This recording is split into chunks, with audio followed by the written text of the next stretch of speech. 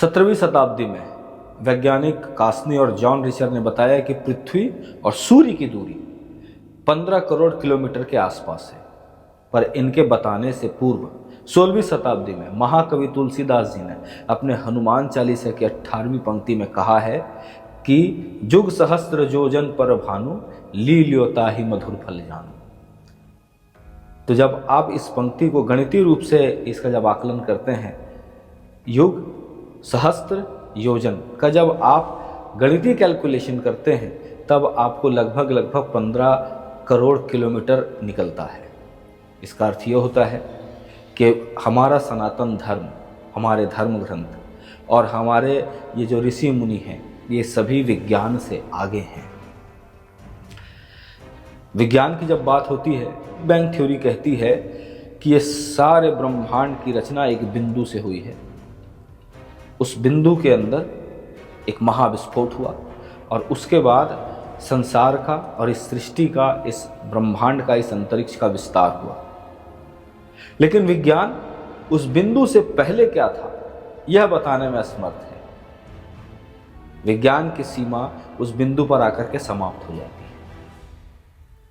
लेकिन हमारे धर्मग्रंथ, हमारे ऋषिगण, हमारे मुनिगण इस सृष्टि के निर्माण की एक विधिवत और विस्तृत व्याख्या करते हैं। ब्रह्म वैवर्त पुराण के 3 अध्याय में ये कहा गया है कि इस ब्रह्मांड के निर्माण से पहले, प्रलय काल से पहले, निर्वात में जब कुछ भी नहीं था, तब एक महापुंज था। ये ज्योतिषमय पुंज ही इस समग्र सृष्टि के निर्माण का कारण है। ब्रह्म वैवर्त पुराण का 3 अध्याय कहता है, व्याख्या करता है कि इस महाज्योतिषमय पुंज के भीतर एक दिव्य गोलोक है और उस दिव्य गोलोक में पीतांबरधारी श्री कृष्ण नित्य निवास करते हैं और उनके अंग से स्फुटित हो रहा है यह दिव्य पुंज। और इस तेज ने ही इस समग्र सृष्टि का निर्माण किया है। जब प्रभु श्री कृष्ण ने देखा कि निर्वात में कुछ भी नहीं है, न जल है, न जीवन है, न तृण है, न तरु है, न शिला है, न चट्टान है, न व्योम है, न धरा है, तब प्रभु श्री कृष्ण ने इच्छा की कि एक सृष्टि का निर्माण हो और उनके इच्छा मात्र से सृष्टि का सृजन हुआ। और सर्वप्रथम अपने भीतर से 3 मूर्तिमान गुण प्रकट किए और इन गुणों से महतत्व, अहंकार, 5 तन्मात्राएं तथा 5 विषय प्रकट हुए। तत्पश्चात प्रभु श्री कृष्ण से श्री नारायण का प्रादुर्भाव हुआ, जिनकी अंग कांति श्याम, नित्य, तरुण, पीतांबरधारी थी तथा जो वनमाला से विभूषित थे। श्री नारायण जी के 4 भुजाओं में शंख, चक्र, गदा और पद्म सुशोभित हो रहे थे। प्रभु श्री कृष्ण ने गोलोक से 5 योजन नीचे दक्षिण भाग में वैकुंठ का प्रादुर्भाव किया, जहां श्री नारायण, मां लक्ष्मी और अपने पार्षदों के साथ नित्य निवास करते हैं। भगवान श्री कृष्ण के फिर वाम पार्श्व से स्फटिक मणि के समान तेज एवं उज्जवल 5 मुखों वाले महादेव प्रकट हुए। दिशाएं जिनकी वस्त्र थीं, पीले स्वर्ण रंग की जटाएं, प्रत्येक मुख में 3-3 नेत्र थे।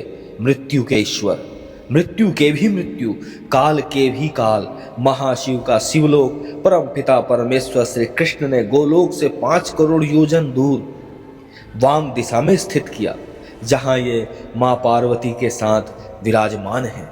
ब्रह्म के नाभि कमल से फिर कर्मों के कर्ता, धर्ता, संघर्ता तथा वेदों एवं सरस्वती को प्रकट करने वाले श्री ब्रह्मा जी का प्रादुर्भाव हुआ और उन्होंने ब्रह्मा जी को ब्रह्मलोक में स्थित किया। तत्पश्चात भगवान श्री कृष्ण के वक्षस्थल से एक सुंदर पुरुष उत्पन्न हुआ, जिसे हमारे धर्म ग्रंथों ने धर्म कहा है। ब्रह्म वैवर्त पुराण का 3 अध्याय कहता है कि सर्वप्रथम धर्म ने ही प्रभु श्री कृष्ण को कृष्ण की संज्ञा दी। कृष्ण अर्थात जो हर किसी को अपनी ओर आकृष्ट कर ले। धर्म के आविर्भाव के बाद प्रभु श्री कृष्ण के बुद्धि से प्रकृति का प्रादुर्भाव हुआ और यही प्रकृति कालांतर में दुर्गति नाशिनी दुर्गा के रूप में विख्यात हुई। प्रकृति के प्रादुर्भाव के उपरांत प्रभु श्री कृष्ण की मानस योग माया से 5 बाणों वाले कामदेव प्रकट हुए। कामदेव के 5 बाण मारण, स्तंभन, जृंभन, शोषण, उन्पादन। कामदेव प्रकट होते ही अपने बाण चला दिए, जिससे ब्रह्मा जी काम उत्तेजना से वशीभूत हो स्खलित हो गए। जिससे तीव्र अग्नि का आविर्भाव हो गया। यह अग्नि लगातार बढ़ने लगी। अग्नि के भयावह विस्तार को देखते हुए भगवान श्री हरि ने अपने निश्वास के साथ जल की कुछ बूंद जीवा से गिराने लगे। जल की उस बूंद से समग्र निर्वात जलमग्न हो गया। अग्नि उस जल से बुझ गई और एक पुरुष का प्रादुर्भाव हुआ जिसे अग्निदेव कहा जाता है। तत्पश्चात उस जल से एक सुंदर पुरुष का भी प्रादुर्भाव हुआ जिसे वरुणदेव कहते हैं। भगवान के निश्वास वायु से पवनदेव का जन्म हुआ। तो इस प्रकार प्रभु श्री कृष्ण के महाज्योतिषमय पुंज से इस समग्र सृष्टि का निर्माण हुआ और इसकी विस्तृत व्याख्या हमारे धर्म ग्रंथ करते हैं जो विज्ञान से कहीं आगे हैं। राधे राधे।